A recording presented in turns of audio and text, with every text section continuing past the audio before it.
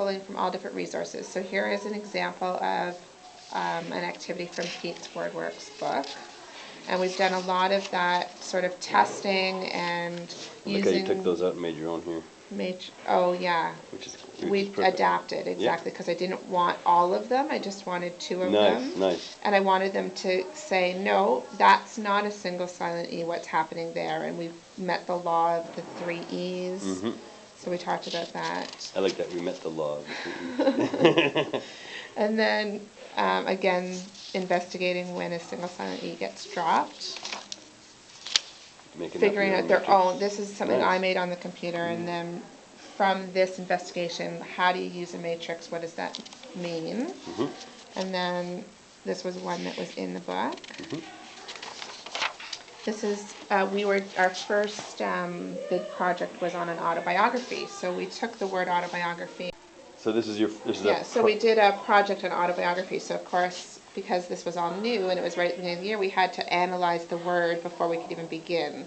So we looked at the word autobiography and what did it mean, and then we did a whole investigation on the board about, what other words can you think of with AUT as a bound base for self, and then we did the same thing for by, and then we did the same thing for graph. There's a neat thing with Scott's class where they figured out that it's autism. Okay.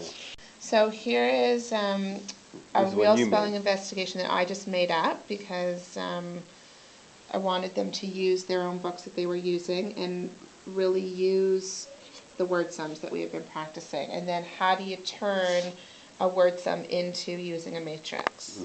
Just practicing the language that we have been discussing.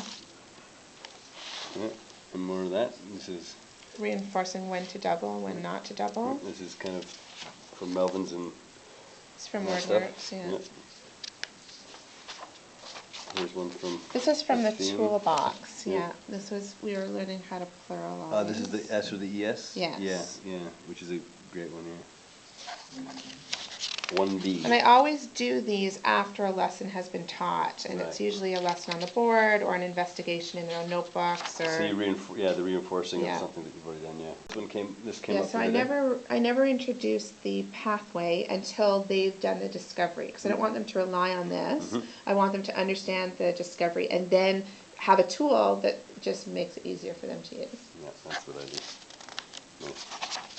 Counting syllables.